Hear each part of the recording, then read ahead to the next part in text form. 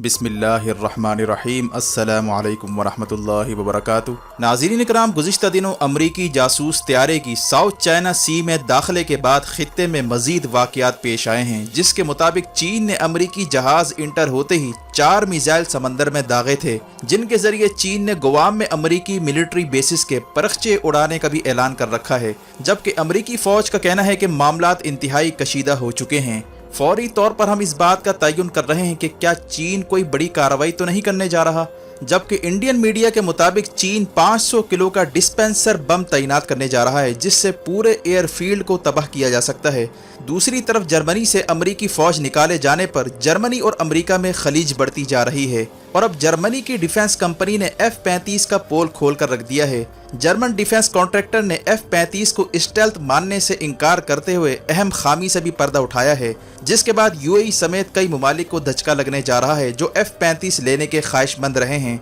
जबकि इसराइल ने F-35 के बदले UAE को एडवांस वेपन देने की भी ऑफर कर डाली है। इसी तरह तुर्की ने अबू ज़ेबी के शेख मोहम्मद बिन जायद के मुशीर मोहम्मद बिन दहलान के वारंट गिरफ्तारी जारी कर दिए हैं, जो तैयब उर्दुगान का तख्ता उलटने की भी मनसूबाबंदियां करता रहा है और इस वक्त मिडल ईस्ट के कई ममालिक उर्दुगान का तख्ता उलटने के लिए अपोजिशन से राब्ते में हैं। जबकि तुर्की के सदर तैयब उर्दुगान ने 26 अगस्त को सल्तनत उस्मानिया के आबाओ अजदाद सल्जूक खानदान की फतह का दिन मनाते हुए कहा था कि अब तुर्की बहरे रूम और बहरे अस्वद में कोई कंप्रोमाइज़ नहीं करेगा। जिस तरह मांझी कट की जंग में सल्जूक हुक्मरानों ने बाज़िंतीनी रियासत को शिकस्त दी थी, तुर्की भी अपने मुखालिफिन को बहरे रूम में शिकस्त देगा। यानी तैयब उर्दुगान ने बहरे रूम में जंग का तबला बजाने का इशारा दे दिया है, जिसके साथ ही अमरीकी नेवी का विंस्टन चर्चिल नामी बहरी जंगी जहाज़ बहरे रूम पहुंच चुका है, जहां यूनान और तुर्की के दरमियान मुमकिन जंग को रोकने की कोशिश की जा रही है। जबकि बहरीन की जानिब से इसराइल को तस्लीम ना करने के बाद माइक पोम्पियो का मशरिक़ वुस्ता का दौरा नाकाम हो चुका है।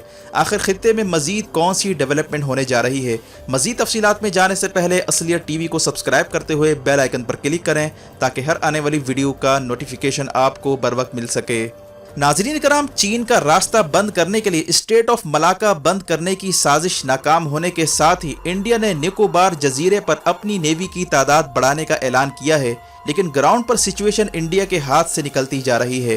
यूरेशियन टाइम्स के मुताबिक चीन ने इंडियन रफाइल जहाज़ों के मुकाबले के लिए J-20 स्टेल्थ तैयारे भी तैनात कर दिए हैं, जबकि चीन मुसलसल लद्दाख पर अपनी फ़ौज की तादाद में इजाफा कर रहा है। इंडिया का ख्याल था कि साउथ चाइना में अमरीकी बहरी बेड़ा, जिसका नाम रोनाल्ड रेगन है, इसके आते ही ड्रामाई तब्दीली आएगी और स्टेट ऑफ मलाका को ब्लॉक करके चीन को लद्दाख पर पीछे हटने पर मजबूर किया जा सकता है। लेकिन इंडिया का पूरा प्लान इस वक्त खटाई में पड़ चुका है। गुज़िश्ता दिनों चीन की नेवी की जंगी मशकों के दौरान अमरीकी जासूस त्यारा U-2 फ्लाई जोन में दाखिल होने के साथ ही चीन की रॉकेट फोर्स ने 4 मिसाइल दागे थे, जिनका नाम DF-26B और DF-21D है।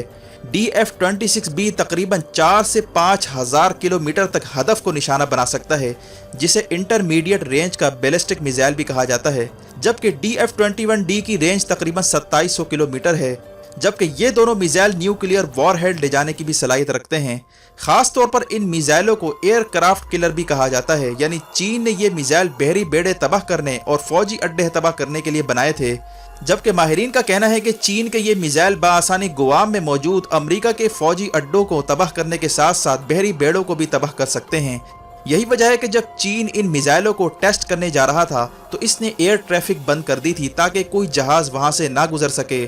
लेकिन इस खदशे के बाद कि कहीं चीन गुआम पर हमला तो नहीं करने जा रहा, अमेरिका को अपना जासूस त्यारा नो फ्लाई जोन में भेजना पड़ा, जिस पर चीन का कहना था कि अमेरिकी जहाज तबाही से बाल बाल बच गया है, क्योंकि नो फ्लाई जोन में त्यारा इंटर होने की सूरत में इसे तबाह किया जा सकता था। वाज़ेह है कि जैसा कि पहले बताया गया कि अमेरिका इस वक्त मिडल ईस्ट या साउथ चाइना, इन दोनों में से किसी एक में कामयाबी हासिल करना चाहता है ताकि इलेक्शन में ट्रंप की जीत की राह हमवार हो सके। जबकि माइक पोम्पियो का दौरा मशरिक़ वुस्ता मुकम्मल तौर पर नाकाम हो चुका है। बहरीन ने साफ तौर पर इनकार कर दिया है कि वो इसराइल को फ़िलहाल तस्लीम नहीं कर सकता, जबकि माइक पोम्पियो ने UAE और मस्कत जाकर डील की हिमायत हासिल करने की कोशिश की और इस दौरे के दौरान इसराइल ने नया पत्ता फेंकते हुए ये भी कहा है कि हम F-35 की जगह UAE को कोई और एडवांस वेपन देने के लिए तैयार हैं, جسے UAE اپنے مخالفین یعنی ترکی یا ایران کے خلاف بھی ممکنہ طور پر استعمال کر سکتا ہے، جبکہ مائک پومپیو بھی UAE کو منانے کی کوشش کر رہا ہے کہ تمہارے لیے اس وقت بڑا خطرہ ترکی ہے،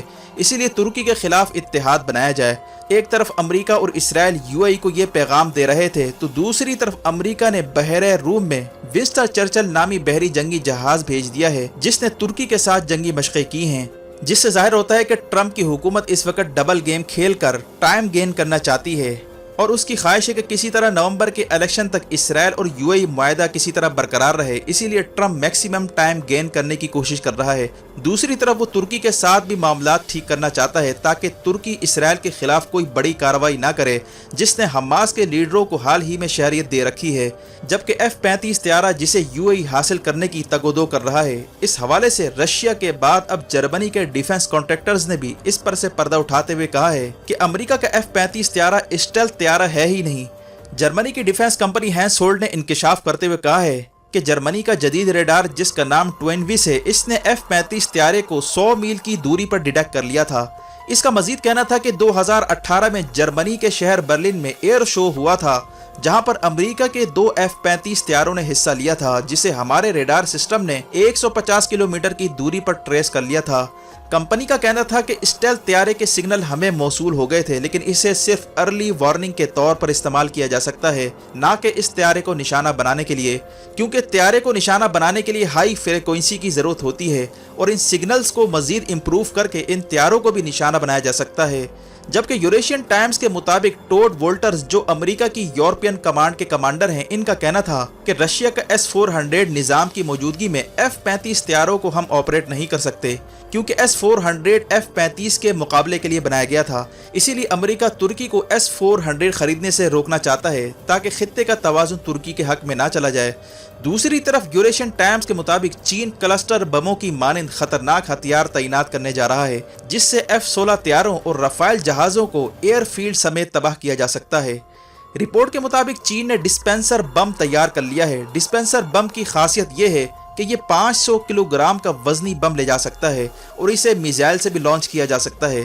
جبکہ یہ بم فضا میں بلاسٹ ہو کر سینکڑوں بم خارج کرتا ہے جو کئی کلومیٹر کے ایریا کو نشانہ بناتے ہیں، جس کی وجہ سے ایئر ڈیفنس سسٹم اس بم کو انٹرسیپٹ نہیں کر سکتا۔ جبکہ ایک ڈسپینسر بم تقریباً 240 بم ریلیز کر کے 6000 اسکوائر میٹر کو کور کر سکتا ہے۔ اسی طرح ماہرین کا کہنا ہے کہ چین اس بم کے ذریعے تائیوان کے ایئر فیلڈ کو تباہ کر سکتا ہے کیونکہ امریکہ نے 66 F-16 طیارے تائیوان کو دینے کا اعلان کیا ہے اور چین یہ بم استعمال کر کے تائیوان کے ایئر فیلڈ کو تباہ کر سکتا ہے۔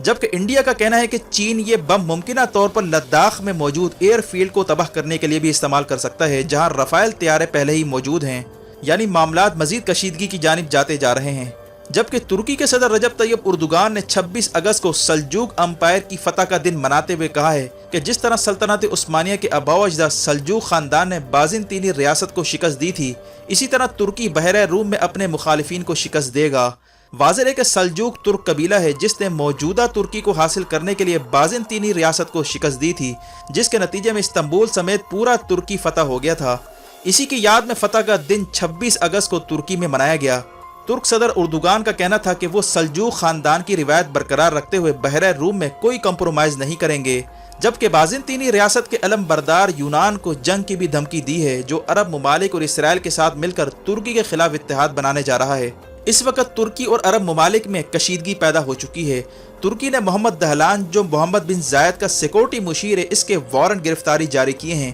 اور اس کی گرفتاری کے لیے 10 ملین ترکش لیرہ کا بھی نام رکھا ہے، جس کے بارے میں ترکی کا الزام ہے کہ اس نے 2016 میں محمد بن زائد کے بہاف پر اردوغان کا تختہ الٹوانے میں باغیوں کو مدد فراہم کی تھی اور اسرائیل اور UAE کے لیے ترکی میں فلسطینیوں کی جاسوسی بھی کرتا رہا ہے۔ جبکہ اس وقت طیب اردوغان کے خلاف بغاوت کروانے کے لیے خطے کے ممالک کی جانب سے پیسہ نچھاور کیا جا رہا ہے اور اپوزیشن کو کھڑا کرنے کی کوشش کی جا رہی ہے تاکہ کسی طرح 2023 سے پہلے اردوغان کی حکومت کو فارغ کیا جائے۔ یہی وجہ ہے کہ ترکی نے اس پلان کو بھانپ لیا ہے اور سلجوق حکمرانوں کی فتح کا دن منا کر طیب اردوغان نے دشمنوں کو اہم پیغام دے دیا ہے۔ یہی وجہ ہے کہ آنے والے دنوں میں خطے میں اہم تبدیلیاں واقع ہونے جا رہی ہیں۔ ویڈیو دیکھنے کا شکریہ۔ اپنا اور گرد و نواح کے لوگوں کا خیال رکھیں۔ فی امان اللہ۔